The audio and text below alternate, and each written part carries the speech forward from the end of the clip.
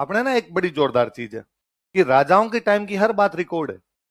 Letter जो राजा उनकी तो हर बात रिकॉर्ड है। मतलब आप यूं मान लीजिए कि एक राजा सुबह उठने के बाद रात तक क्या कर रहा था सब लिखा हुआ है।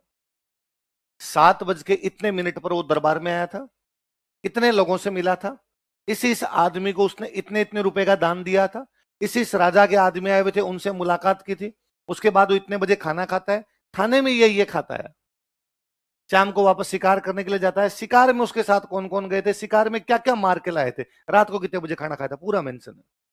इवन ये तक मेंशन है कि कौन सी रानी के लिए नए कपड़े मंगवाए गए थे, वो कपड़ों का कलर क्या था, वो कलर करने वाला कौन था, उस कलर करने वाले को कितने रुपए दिए गए थे। उसमें यह तक मेंशन है कि एक रानी जब मरी तो उसकी संदूक में क्या क्या सामान मिला था, उसके सोने के गहने कितने मिले थे, उसके चांदी के गहने कितने मिले थे, कितने बनवाए हुए थे, कितने मिले थे, लैप्स तो नहीं है। पर क्या इतिहास केवल किताबों से पढ़ा जा सकता है? क्या इतिहास पढ़ने के दूसरे कोई तरीके नहीं होते? खूब सारे तरीके होते हैं इतिहास पढ़ने के। हम आज ये जानेंगे कि इतिहास पढ़ने के क्या क्या सोर्स हो सकते हैं हमारे पास। हेडिंग डालिए। और तब मैंने पूरा तत्व में बताया था कि भाई आप पुराने किसी अभिलेख को देख के बताओ हिस्ट्री क्या है, पुराने किसी मूर्ति को देख के बताओ कि हिस्ट्री क्या है, पुराने किसी बिल्डिंग को देख के बताओ कि हिस्ट्री क्या है, पुराने किसी मंदिर को देख के बताओ कि हिस्ट्री क्या है, पुराने किसी पेंटिंग को देख के बताओ हिस्ट्री क्या है। ये जो सारी हिस्ट्री होती है क्या होती है ना? पुराना कोई पुराने टाइम का हथियार मिल गया, अब उस हथियार से आपको क्या पता चलता है कि यार ये कितने साल पुराना हथियार है, मतलब 1000 साल पुराना, तो हमें पता चलता है 1000 साल पहले लोग इस प्रकार के लंबे हथियार रखते थे, छोटे हथियार रखते थे, हाथ में पकड़ने वाले रखते थे, हाथ से फेंक के मारने वाले रखते थे। पता चलता है लोगों की मनोवृत्ति, पता चलती है यार किस प्रकार के लोग थे। हमें 1000 साल पहले की एक पेंटिंग मिली, एक गुफा के अंदर पेंटिंग मिली। इसका मतलब एक तो लोग कहाँ रहते होंगे, गुफाओं के अंदर रहते होंगे। और पेंटिंग के अंदर मान लो एक परिवार सब मिलजुल के शिकार करने जा रहा है, तो हमें पता चलता है ज्वाइंट फैमिली है। हिस्ट्री का मतलब केवल राजाओं की जय पराजय नहीं है। हिस्ट्री का मतलब कतई नहीं है कि फलाना राजा किससे लड़ लिया और कौन से राजा ने कौन सी रानी से शादी कर ली थी। हिस्ट्री ये है ही नहीं। हिस्ट्री का मतलब है वास्तव में सामाजिक और आर्थिक जीवन क्या है, सोशियो इकोनॉमिक लाइफ। उस समय लोगों की सोशल लाइफ कैसी थी, उस समय लोगों की इकोनॉमी के सोर्स कैसे थे, ये जाननी हिस्ट्री का मुख्य उद्देश्य है। हालांकि ये सब पढ़नी चीजें पॉलिटिकल थ्रू होती है कि हम पढ़ते ही हैं कि इस राजा के टाइम में ये हुआ, तो वास्तव में हम पॉलिटिकल चीजें पढ़ रहे होते हैं, पर उनसे निकाल क्या चीजें रहे होते हैं हम, सोशल और इकोनॉमिक। सोशल में हम ये देखते हैं उस समय लोग कौन से भगवान को मानते थे। हमें कोई एक पुराना अभिलेख मिलता है और उस अभिलेख के अंदर एक राजा कहता है मैंने यज्ञ किया और यज्ञ से पहले विष्णु भगवान की पूजा की। पता चला ना आज के 2000 साल पहले राजस्थान में किसकी पूजा होती, विष्णु भगवान की पूजा होती थी। आज के 2200 साल पहले राजस्थान में किसकी पूजा होती है, विष्णु भगवान की। हमें पता चलता है कि उस समय विष्णु भगवान को मानने लग गए थे। हमें कोई आज के 2000 साल पुरानी एक मूर्ति मिलती है शिव जी की, इसका मतलब विष्णु जी को भी मानते थे लोग, किसको मान रहे थे। तो ये सारी जो हिस्ट्री पता चलती है, कौन सी हिस्ट्री है, कौन सी है, पुरातात्विक आर्कियोलॉजिकल। दूसरी कौन सी किताबें, जो किताबों में लिखी हुई, किताबों में आप कह सकते हो सर संस्कृत की किताब में, हाँ वो भी हो सकती है। आपको सर राजस्थानी किताब में, वो भी हो सकती है। मुसलमान आ गए उसके बाद उनकी भाषा थी फारसी, कौन सी थी भाई, सबसे पुरानी भारत की भाषा कौन सी, संस्कृत। अपने राजस्थान की भाषा कौन सी, राजस्थानी। मुसलमान आ गए उसके बाद की फारसी, और अंग्रेज आ गए उसके बाद की इंग्लिश। हम चार सोर्स देखेंगे, हम संस्कृत की किताबें देखेंगे, हम राजस्थानी की किताबें देखेंगे, हम पर्सियन या फारसी देखेंगे, और हम इंग्लिश देखेंगे। तो वो हमारा लिटरेरी सोर्स हो गया। जैसे एक लिटरेरी सोर्स हमने कल पढ़ा है टोड, कल पढ़ा है टोड। तीसरा क्या लिखा हुआ है पूरा लिखिए, क्या लिखा हुआ है, आर्काइवल। क्या लिखा हुआ है, आर्काइव। जब अपना देश आजाद हो गया, देश आजाद हो गया तो बाद में जब राजस्थान की सरकार बन गई, भारत की सरकार बन गई, तो इन लोगों ने म्यूजियम्स बनाए। क्या बनाए, या मैं एक ज्यादा अच्छा शब्द बताता हूं, इन लोगों बनाए आर्काइव्स। क्या बनाए इन्होंने, आर्काइव, या हिंदी वाला ज्यादा नाम अच्छा होगा आपके समझ में आएगा, अभिलेखागार। क्या बनाए इन लोगों ने, अभिलेखागार। उनके अंदर पुराने रिकॉर्ड्स रखे गए। पुराने रिकॉर्ड्स कैसे, जैसे उनके अंदर लिखा हुआ है कि अपने ना एक बड़ी जोरदार चीज है कि राजाओं के टाइम की हर बात रिकॉर्ड है। लेटर जो राजा उनकी तो हर बात रिकॉर्ड है। मतलब आप यूं मान लीजिए कि एक राजा सुबह उठने के बाद रात तक क्या कर रहा था सब लिखा हुआ है। 7 बज के इतने मिनट पर वो दरबार में आया था, इतने लोगों से मिला था, इस आदमी को उसने इतने इतने रुपए का दान दिया था, इस राजा के आदमी आए हुए थे उनसे मुलाकात की थी, उसके बाद वो इतने बजे खाना खाता है, खाने में ये खाता है, शाम को वापस शिकार करने के लिए जाता है, शिकार में उसके साथ कौन कौन गए थे, शिकार में क्या क्या मार के लाए थे, रात को कितने बजे खाना खाया था, पूरा मेंशन है। इवन ये तक मेंशन है कि कौन सी रानी के लिए नए कपड़े मंगवाए गए थे, वो कपड़ों का कलर क्या था, वो कलर करने वाला कौन था, उस कलर करने वाले को कितने रुपए दिए गए थे। उसमें यह तक मेंशन है कि एक रानी जब मरी तो उसकी संदूक में क्या क्या सामान मिला था। उसके सोने के गहने कितने मिले थे, उसके चांदी के गहने कितने मिले थे, कितने बनवाए हुए थे, कितने मिले थे, लैप्स तो नहीं है। अब यदि आगे रानी के कोई बेटी बेटा है तब तो वो गहने उसको दिए जाएंगे, यदि रानी के बेटा बेटा नहीं है तो राज्य उनको जब्त करे, राज्य उनको काम मिले। ये तक लिखा हुआ कि एक कोई बिल्डिंग बनी, इसमें कितने रुपए लगे हैं। एक झील है अपने राजसमंद झील, उसके बाहर आज तक वो सूचना पट्टा नोटिस बोर्ड इस पे लिखा हुआ कि इसके निर्माण में 14 साल लगे, बनने में कितने साल लगे, 1,08,07,506 रुपए 25 पैसे। ये तक हिसाब है, पैसे तक का हिसाब है उसमें। और उसमें भी वो कि जो मिट्टी लेके आए थे उनको कितने रुपए दिए, जो ऊंट गाड़ी वाले थे उनको कितने रुपए दिए, जो पत्थरों की गढ़ाई कर रहे थे उनको कितने रुपए दिए, पत्थर गढ़ाई करने वाले लोग कहां से आए थे, सब कुछ मेंशन किया उन्होंने। अब वो जो उनके पुराने रिकॉर्ड्स थे राजाओं के टाइम में, तो राजाओं ने अपने सेफ रखे। अब तो बाद में सरकार ने बनाए आर्काइव्स, क्या बनाए, और उन आर्काइव्स में जाके उनको सेव करने शुरू कर। जैसे आजकल आप कहते हो कि आपके जितने डॉक्यूमेंट्स आप मोबाइल में कहते हो कि डिजी लॉकर है, आप कहते हो मेरे सारे जो डॉक्यूमेंट्स है लॉकर में सेव है, वैसे सरकार ने लॉकर बना दिए जी कुल मिला के। आज ऑनलाइन हो गए, उस समय ऑफलाइन ही थे। बिल्डिंग बनाई, बिल्डिंग में सारे रिकॉर्ड्स रख दिए, ये जयपुर के रिकॉर्ड्स है, ये कोटा के रिकॉर्ड्स है, ये जोधपुर के रिकॉर्ड्स है, ये करौली के रिकॉर्ड्स है, भरतपुर के रिकॉर्ड्स है। वो जो सारा सोर्स है वो भी तो सोर्स है हिस्ट्री जानने का, कि एक राजा की एक रानी ने उस दिन इस प्रकार के कपड़े रंगवाए थे, और कपड़े रंगने वाला ये बंदा था। हमें पता चलता ना कपड़े रंगने वाले लोग अलग हुआ करते थे, उनकी भी कोई जाति हुआ करती थी, वो कपड़े रंगने का ही काम करते थे। उसमें यह तक उनके मेंशन रहता है कि कपड़े का जो रंग है वो किस प्रकार से बनाया गया। हमें पता चलता है पहले नेचुरल कलर बनाते थे, उनको बनाने का तरीका क्या हुआ करता था, या वो कौन सा प्रिंट पहनते थे, वो बंदेज पहनते थे, वो चूंदड़ी पहनते थे, वो लहरिया पहनते थे, किस प्रकार का पहनते थे। हमें उनसे ये पता चलता है कि राजा शादी के लिए तैयार हुआ, उसने मोठड़े की पगड़ी बांधी। कौन सी पगड़ी, इसका मतलब है शादी ब्याह में जो पगड़ियां बांधी जाती है कौन सी होती। अब राजा दशहरे के लिए जा रहा था और उसने मदील की पगड़ी बांध ली थी, इसका मतलब राजा दशहरे पे कौन सी पगड़ी बांधता है, मदील की पगड़ी बांधता है। अब ये क्वेश्चन पूछते हैं मदील की पगड़ी कौन से त्योहार पर बांधी जाती है, दशहरे पे। शादी के टाइम में बांधी जाने वाली पगड़ी को क्या कहते हैं, मोठेड़ा। ये के सवाल है, ये जो सारी जानकारियां ये मिलती है हमें आर्काइव से। कहां से मिलती है, भारत का जो नेशनल आर्काइव है वो है दिल्ली, कहां पर है, और राजस्थान का जो स्टेट आर्काइव है वो है अपना बीकानेर। कहां पर है, भारत का नेशनल आर्काइव कहां पे, और राजस्थान का स्टेट आर्काइव कहां पे, बीकानेर। फिर उसकी यूनिट बना ली उन्होंने, उनका भाई एक उसका सेंटर जयपुर में बना दो, एक सेंटर यहां पर भी बना दो, अलग है, पर उसको जो मुख्य आर्काइव बना वो कहां पर है अपना। तो हिस्ट्री जानने के 3 सोर्स हो सकते हैं, बताओ कौन कौन से, पुरातात्विक, साहित्यिक और पुरालेख। लिख लो पहले ये। उत्खनन का मतलब जमीन को खोद के जो कुछ मिले उनसे यदि हिस्ट्री हमें पता चलती है तो वो क्या है। जैसे कालीबंगा खोदा, कालीबंगा खोदा, नीचे नालियां मिली, तो हमें पता चला कि आज के 4500 साल पहले, कितने साल पहले हमारे लोगों ने नालियां बना ली थी। यदि वो ना मिलता, यदि हम जमीन को ना खोदते तो उसके बारे में कोई जानकारी है ना। अपने हरियाणा में एक शहर है जिसका एक्सकेवेशन अब तक भी चल रहा है, राखी गड्डी। कौन सा है, हरियाणा में एक शहर है अपना बनावली। कौन सा शहर है, जब बनावली को हमने खोदा तो हमें वहां से वॉश बेसिन मिला। क्या मिला, हमें पता चला अमीर लोग रहते होंगे तो घरों में उन्होंने क्या बना रखे हैं, वॉश बेसिन तक बनवा रखे हैं। आपने कभी एक शहर का नाम सुना होगा मोहनजोदड़ो, है ना। हमने मोहनजोदड़ो खोदा तो हमें पता चला कि यार उनके सारे मकान पक्की ईंटों के। आज के 5000 साल पहले का शहर है और सारे मकान किसके हैं, पक्की ईंटों के बने थे। हमें पता चला कि लोग किसका इस्तेमाल करते हैं, पक्की ईंटों का। शिव जी की मूर्ति मिल रही है कोई, तो हमें पता चलता है यार शिव जी टाइप के कोई देवता उनके होते होंगे। हो सकता है उनका नाम शिव जी नहीं, उन्होंने और कुछ रख रखा हो, पर देवता तो है। एक मूर्ति मिल जाए इसमें कोई बंदा जैसे बैठा हो जैसे योगा कर रहा हो, तो हमें पता चलता है योग करने वाले लोग भी उस टाइम कोई रहते होंगे। हमें एक मूर्ति मिली है जिसमें एक लड़की डांस कर रही है, उसी प्रकार से नटराज की मूर्ति डांस करती है, तो हमें लगता है उस समय डांस भी लोग करते थे। ये सब चीजें जो आएगी किस में आएगी, बोलो जोर से, है ना। जमीन को खोद के जो कुछ प्राप्त किया जाए वो क्या हो गया आपका उत्खनित प्रोसेस। दूसरा क्या है, अभिलेख समझते हो।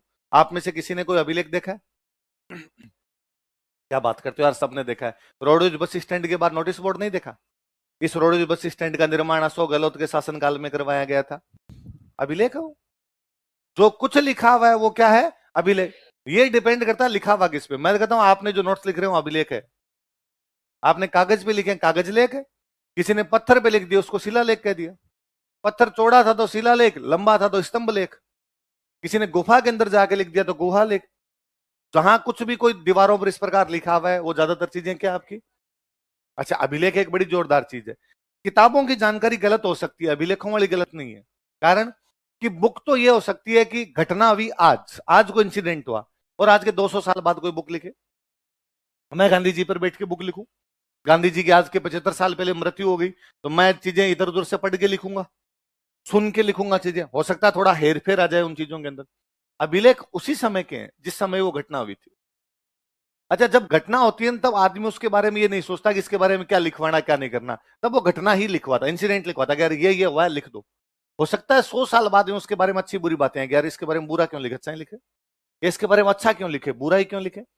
तो बाद में हेरफेर हो सकती है, लेकिन अभिलेखों में ज्यादा कोई हेरफेर नहीं। अभिलेख हमें दो चीज बताते हैं। हाँ, एक ही चीज है, लेख लिख ले, इसको अभी हटा दे। जो कुछ लिखा हुआ वो अभिलेख है।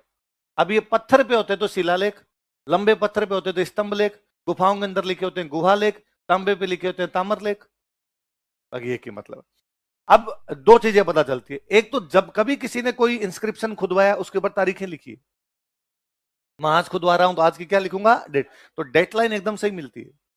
वरना क्या है, बुक आज के 200 साल बाद में लिखी गई, डेटलाइन ऊपर नीचे हो सकती है कि वो कहेगा यार जहां तक मुझे आता था अगस्त के महीने की बात है, और हो सकता है वो सितंबर की हो सकता है वो नवंबर की हो गया यार मुझे याद आता है 1282 की बात है, क्या पता 84 की हो, 86 की हो, पर अभिलेख तो जब घटना हुई है तब का है, तो एग्जैक्टली डेट है। तो दो चीजें पता चलती है, एक तो उसी टाइम के हैं तो कंटेम्पररी है, एक उनसे डेट पता चलती है तो डेट लाइन हमारी एकदम से डिसाइड हो जाती है। तो इतिहास जानने का सबसे वो सटीक सोर्स कोई होता है, एक्यूरेट जो ज्यादा चीजें बताता है, वो कौन सा होता है। आगे क्या लिखा हुआ है, क्या लिखा हुआ है, ताम। हमारे सबके पास गांव के अंदर जमीन है या शहर के अंदर अपने कोई प्लॉट होता है, तो अपने क्या पता ये प्लॉट अपना ही है। आपको सर कागज होते हैं हमारे पास, कौन देता है कागज, राजस्थान की सरकार देती है, भारत की सरकार देती है। क्या कहते हैं उन कागजों को, आपको जो पट्टा, हमारे पास जमीन का पट्टा है, हमारे पास प्लॉट का पट्टा है। अब पट्टे में क्या होता है, तो आजकल क्या होता है, कागज होता है, उस कागज पे लिखा होता है जमीन नंबर इतने से इतने तक फलान जी की है, यही तो होता है। प्लॉट नंबर 56 इनको दिया जाता है, प्लॉट नंबर 58 इनको दिया, यही तो लिखा होता है। उस प्लॉट की साइज लिखी होगी, 30 बाई 45 का प्लॉट है या 60 बाई 80 का प्लॉट है, यहां से लेके यहां तक का प्लॉट है, आगे से उसके एक रास्ता जा रहा है, उसके गार्डन, पूरी लोकेशन लिखी होती है, और ये प्लॉट इनका है। अब उस प्लॉट पे आपके दूसरा कोई कब्जा नहीं कर सकता, और यदि कोई कब्जा करता तो आप सरकार के पास जाओगे कि भाई साहब ये आपका पट्टा, आपने कहा था मेरी है, फलान जी कब्जा करके, पुलिस आके उनके डंडे मारेगी, आपको आपका प्लॉट दिलवाएगी। यही तो होता है। राजाओं के टाइम में ये जो पट्टे थे ये तांबे पे लिख के दिए गए। किस पे लिखे, उनको लगता कागज फट गया तो, घूम गया तो, गल गया तो तांबे की एक पतली सीट लेते, उस तांबे की सीट पे खोद के देते कि जब तक सूरज और चांद रहेगा जमीन फलान जी के पास रहेगी। कब तक, जब तक सूरज और चांद रहेंगे ये जमीन इसके पास रहेगी। इसका मतलब ये जमीन भाई साहब मैं आपको दे रहा हूं। तो वो जो दान पत्र मिले हैं जिनमें जमीनें दान दी हुई है या किसी को जमीन दी गई है, वो जो कहलाती है वो क्या कहलाती है, जमीन का राजा माना जाता, सॉरी जमीन का स्वामी माना जाता राजा, कि लैंड का ओनर कौन है, तो कौन है, इसलिए राजा की एक उपाधि होती थी भूपति। क्या बोलते राजा को, भू का मतलब भूमि, पति का मतलब स्वामी, जो जमीन का स्वामी, जमीन का स्वामी कौन है, राजा। मैं मान लो राजा हूं, मैं आपको जमीन दे रहा हूं, तो मैं आपको जमीन का कागज दूंगा, वो जो जमीनों के कागज है वो क्या कहलाते हैं, क्या कहलाते हैं, ताऊ। जैसे ना मैं आगे बताऊंगा आपको कि 1206 ईस्वी का, कब का, 1206 का एक ताम्र पत्र मिला हमें, उदयपुर के पास में जगह पड़ती है आहड़, कौन जगह है, आहड़ से एक ताम्र पत्र मिला है, और उसके अंदर लिखा हुआ है कि गुजरात के चालुक्य राजा भीम सेकंड ने जमीन का दान दिया। गुजरात के चालुक्य राजा भीम सेकंड ने जमीन का दान दिया, कहां पे, आहड़, कहां पे, इसका मतलब गुजरात वालों का आहड़ पे कब्जा है।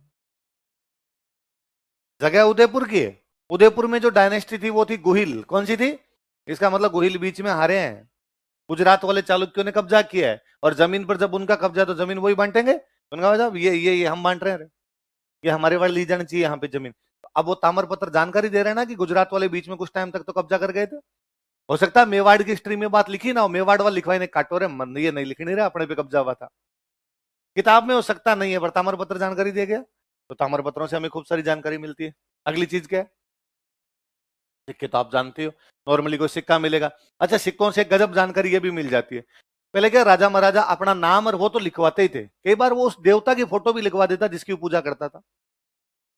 जैसे समुद्रगुप्त एक बहुत बड़ा राजा हुआ, उसने सिक्कों पर एक नाम लिखवाया, परम भागवत। क्या लिखवाया, भागवत मतलब विष्णु भगवान होते हैं, भागवत मतलब परम मतलब सबसे बड़ा, मैं विष्णु भगवान का सबसे बड़ा भक्त हूं, इसलिए मेरा नाम क्या लिख दिया जाए, परम भागवत नाम लिख दिया जाए। तो हमें पता चलता है कि जो गुप्त राजा थे वो कौन से भगवान को मानते, और पहले ये कहते थे यथा राजा तथा प्रजा, जैसा राजा होता है वैसी क्या हो जाती है जनता। इसका मतलब जनता भी उस टाइम में कौन से भगवान को ज्यादा मानती होगी, और विष्णु को मानने वाले वैष्णव, विष्णु को मानने वाले, इसका मतलब उसमें वैष्णव लोग थोड़े ज्यादा थे, बाकी वाले थोड़े, बाकी भी रहे होंगे पर ज्यादा संख्या किसकी रही होगी, समुद्रगुप्त का। तो और बड़ा गजब, समुद्रगुप्त के पिताजी का नाम था चंद्रगुप्त। क्या नाम था वो तब नए नए राजा, बड़े राजा, गुप्त के पहले इतने कोई बड़े राजा नहीं थे। अचानक एक डायनेस्टी आई सामने और उन्होंने राज करना शुरू कर दिया, राजा बन गए, पावर आ गई उनके पास। लेकिन जो बाकी राजा महाराजा थे ना, वो उनको राजा मानते नहीं थे। अरे कल के आए हुए नए नए उगे हुए लोग और तुम हमारे बराबर बैठोगे, तुम अपने आप को राजा मानते हो, ठीक है यार, थोड़ी बहुत ताकत आ गई, थोड़ी बहुत जमीन होगी, इसका मतलब हमारे बराबर थोड़ी आ जाओगे। इसलिए गुप्तों को लगता था कि यार राजा तो बन गए, पावर भी आ गई, लेकिन फिर भी लोग अपने को बराबर मानने के लिए तैयार है। क्या किया जाए जिससे लोग अपने को यूं थोड़ा मान ले कि ये भी राजा है। तो क्या कोई पुराने राजा है उनमें अपने शादी ब्याह हो जाए, तो पुराने बड़ों को लगेगा कि लो साहब हम तो आपके साथ के ही लोग हैं।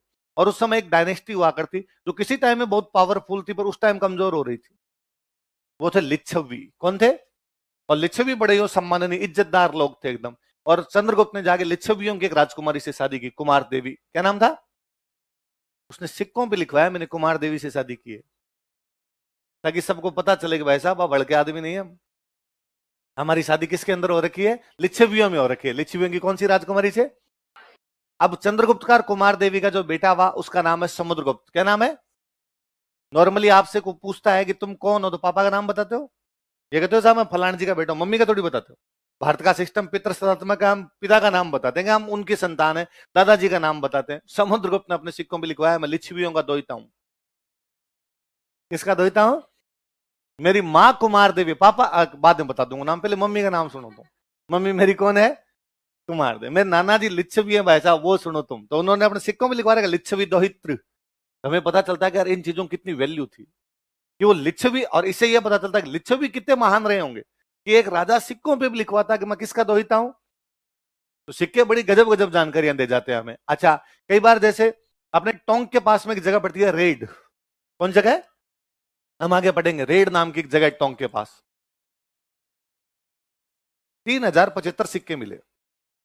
कितने सिक्के मिले, सबसे अधिक सिक्के कोई जगह से मिल रहे हैं तो जगह कौन सी है, रेड। यार इतने सिक्के एक साथ, इसका मतलब व्यापारिक केंद्र है। क्या है, ट्रेड सेंटर। दो ही चीज हो सकती है, या तो ट्रेड सेंटर है तो लोग ट्रेड करने के लिए आते हैं, व्यापार करने के लिए आते हैं, व्यापार करने के लिए आएंगे तो सिक्के देख जाए, या दूसरा क्या हो सकता है, क्या आप सिक्के यहीं बनते हो, इनके सिक्के बनाने की मशीनों भाई साहब टकसाल लगा रखी हो।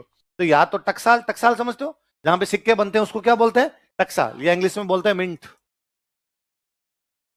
हिंदी में तो क्या कहते हैं, टकसाल, इंग्लिश में क्या कहते हैं।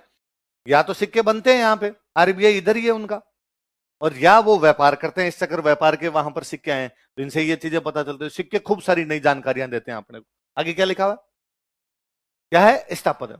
आप नोटिस कीजिए कभी, राजस्थान स्थापत्य का मतलब आर्किटेक्चर, किले है ना, किले मंदिर महल मकान में जो भी बना हुआ है, आप कभी नोटिस कीजिए राजस्थान में अपने खूब सारे किले हैं, सारे किले पहाड़ों के ऊपर है, कहीं पहाड़ ही नहीं है, जैसे बीकानेर में पहाड़ है ही नहीं तो वो ऊपर कहां से बनाते, जमीन भी बनाना पड़ेगा। बाकी चित्तौड़गढ़, कुंभलगढ़, मेहरानगढ़, जैसलमेर, आमेर, जयगढ़, मेहरानगढ़, गागरोन, रणथंभौर, कुंभलगढ़, सारे के सारे किले किस पे हैं? ये बताते हैं कि सिक्योरिटी ज्यादा जरूरी थी, कि दुश्मन किले के अंदर घुसना नहीं चाहिए, इसलिए ऊंचे बनाए गए किले। आप और नोटिस करेंगे, मैं कई बार क्लास में बच्चों से पूछता हूं कि जैसलमेर का जो किला है वो 1155 में बनाया गया। कब बनाया गया, 900 साल हो गए, आज 2025 चल रहा है, 30 साल कम मान लो 2055 के अंदर, वरना तो पूरे पूरे वो 900 साल हो जाते हैं अपने। तो आप 900 में से 30 साल और कम कर लो तो 870 साल तो हो गए। कौन सा किला बने हुए, जैसलमेर किला, कितने साल हो गए, 900 साल मान लो ना कि 900 साल हो गए इस किले को बने हुए। 900 साल बड़ा किला है, नहीं देखा होगा तो फोटो तो देखी होगी, खूब बड़ा सा किला पहाड़ के ऊपर। इतना बड़ा किला बनाने के लिए रुपए कहां से लाए, तो अपने कहते हैं कि साहब राजा था, राजा के पास तो रुपए होते ही हैं। तो राजा के पास रुपए कहां से आते हैं, टैक्स। टैक्स किस चीज से लेता है, जनता से। जनता से किस बात का टैक्स लेता है, कि खेती करती है जनता, तो खेती का तो जैसलमेर में आज भी नहीं होती। खेती तो वहां अभी भी नहीं होती, तो पहले तो और भी कम खेती होती होगी, और कम खेती होती तो जनता के पास जब होता ही नहीं है तो टैक्स लेगा किसके? भाई मेरे पास 100 क्विंटल बाजरा हुआ, तो राजा ने कहा 30 बोरी मेरे को दे, मेरी हुई 3,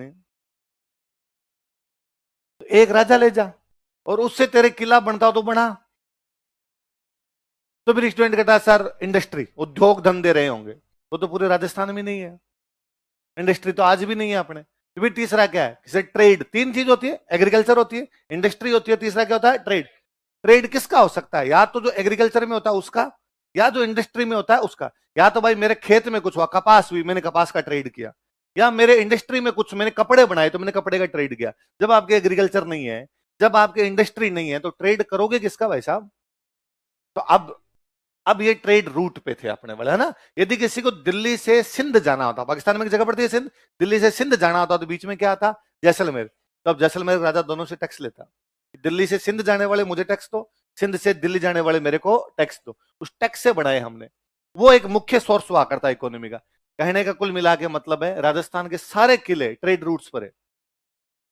दिल्ली से मालवा जाना हो, दिल्ली से गुजरात जाना हो, चित्तौड़गढ़ आएगा, रणथंभौर आएगा, कुंभलगढ़ बीच के अंदर आएगा आपका। दिल्ली से सिंध की तरफ जाना हो, ये जैसलमेर आएगा। इवन दिल्ली से अफगानिस्तान तरफ जाने का जो रूट था उसमें बीच में बीकानेर था। अब बीकानेर क्रॉस करके बाद में अफगानिस्तान की तरफ जाया करते थे। तो बाद में बीकानेर आएगा, तो बीकानेर के राजा ने कहा मेरे को टैक्स दे के जाओ। हमें इनकी लोकेशन बताती है कि यूं ही नहीं बना दिए, एक दिन राजा को जी में आएगी, ये पार्ट ठीक है ना, खोद दो भाई साहब, इस पे बना देता हूं ना। उसने कहा जो रूट है उस पे बनाया जाए। हमें 2 चीज बता रहे हैं, सिक्योरिटी, यूटिलिटी, उपयोगिता है उनकी, ऐसे ही नहीं बनाए गए हैं। वो वहीं पर क्यों बनाया गया, इसमें अपने आप में बड़ी लॉजिक है उनके अंदर चीजें। दोनों चीजों का ध्यान रखा हो। आप चित्तौड़गढ़ का किला देखने जाइए कभी, उस किले के अंदर खेती होती, किले के अंदर अंदर खेती है किले के। इसका मतलब उनको पता था अटैक होगा तो पब्लिक को अंदर शिफ्ट करनी पड़ेगी।